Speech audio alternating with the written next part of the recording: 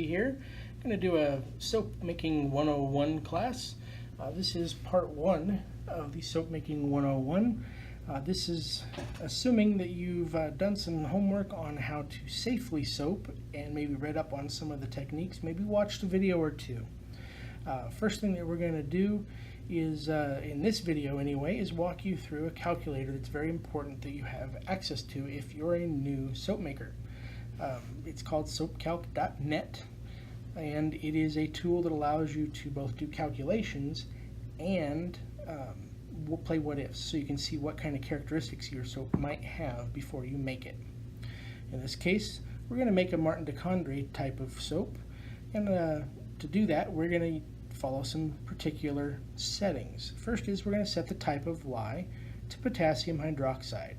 Good chance the potassium hydroxide you buy is only 90% pure.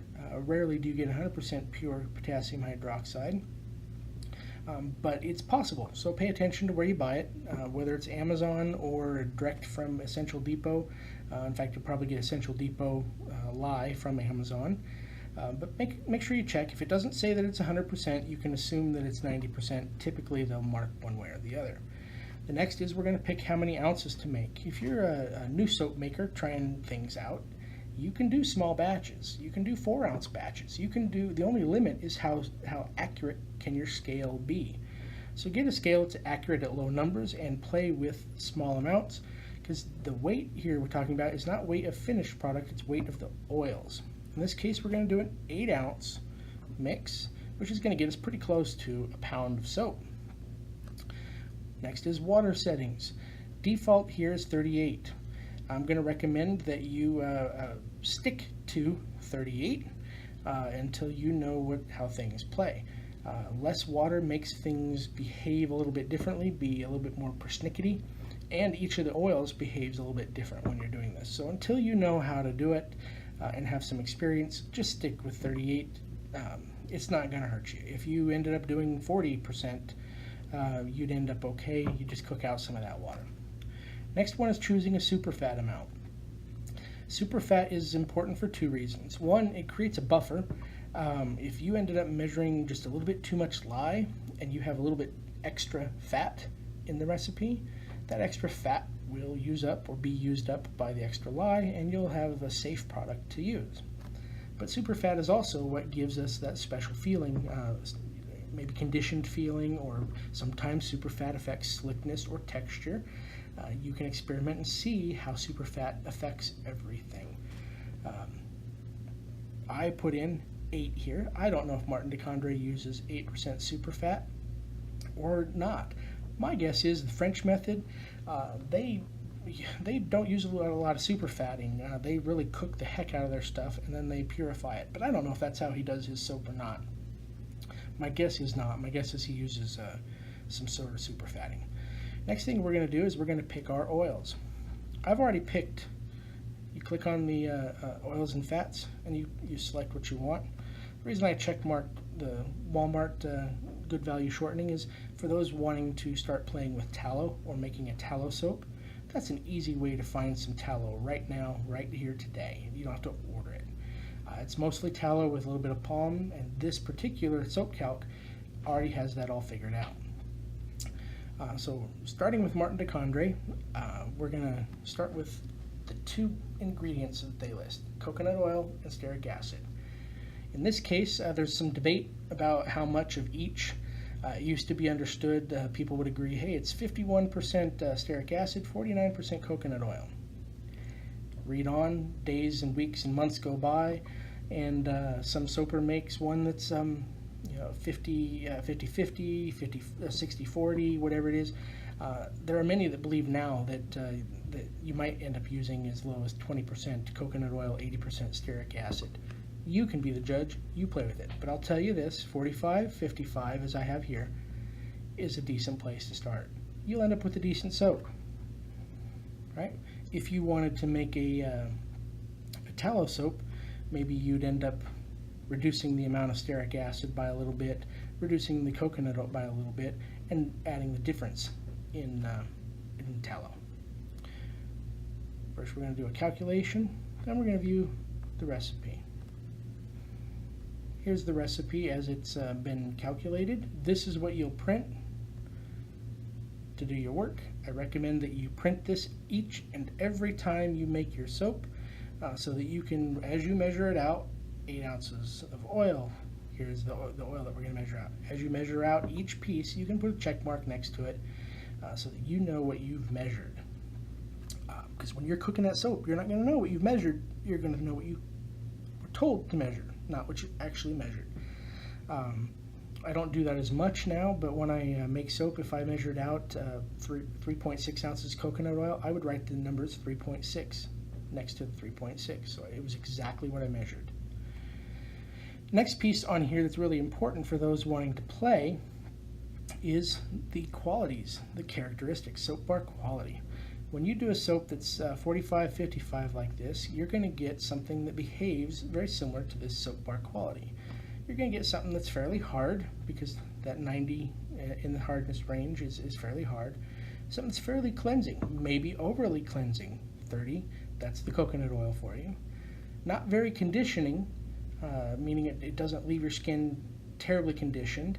And for anyone that's used Martin de Cadre or heard others use it, you'll hear a lot of people say that Martin de Cadre soap is fantastic, but it leaves them dry.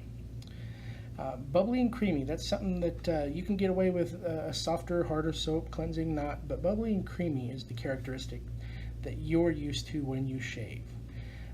Too bubbly and it becomes bubbly and airy, too creamy and it's too dense, and I don't think there's such thing as too creamy, but it might be too hard to lather at that point, or you may not get any volume of lather, you just get a paste, and maybe that's not desirable. This 30-60 mix should be very easy to lather and still be plenty creamy. Okay, where do those numbers come from? Right here. Okay, what I like to focus you on here when you're playing your what ifs is you're making shaving soap, so there's one thing that really matters to you, and that's the amount of stearic acid, stearic and palmitic acid. You want that total, the total of those two numbers, to be somewhere above 50. You can get away with less than 50, maybe it's 45, 44, 43, but if you can get those numbers up to 50 or more, you end up with a fairly nice shaving lather. Okay, you can look up what each of these other fatty acids do as far as character. Some of them are more conditioning. Things under stearic acid, these all end up being more conditioning, linoleic, linolenic, and oleic acid. Ricinoleic acid is only found in castor oil. Adding a bit of castor oil to soap makes it nice, but you can see what the difference is here. Make note of this when you make a soap, and if you like something about it, these numbers will be something you want to duplicate. If you want to correct something, these are numbers you're going to want to change. Okay, that's Soap Calc 101. This is important to use because it gives you the ability to pre-estimate what the character might be and play what if. But if you already know what recipe you're going to follow, you might want to use the Sage. TheSage.com is a place to order things, but it's also a place where you can do a pretty nifty calculator. We're going to do Martin de Cadre cologne. And CBL made this. We're going to do it in ounces, and I'm going to show you a feature that this calculator has. It has the ability to calculate for you a blend of 2 lyes. In the last calculator, we picked one or the other, whether it was sodium hydroxide or potassium hydroxide. In this case, we're going to do a 20% sodium hydroxide, 80% potassium hydroxide. I don't think, in fact, if you look at Martin de Cadre, you know that they don't use anything but potassium hydroxide. Why? Because that makes an easy to lather soap.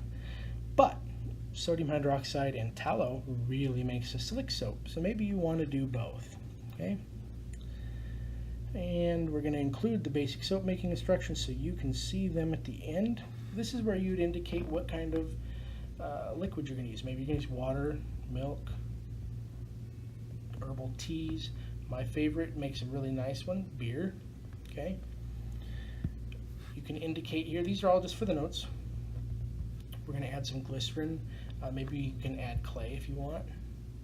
Got to fix the spelling on this. Okay? And then you pick your oils. If you click on the hot links, it'll tell you a little bit about that oil. All we're going to do here today is pick an oil. 45 coconut, 55 stearic. And then we're going to calculate. First thing we're going to do is we're going to come down here. The current size of the batch is 100 ounces. I'm going to change that to 8 ounces. All right, you'll see here the notes that we made are in there.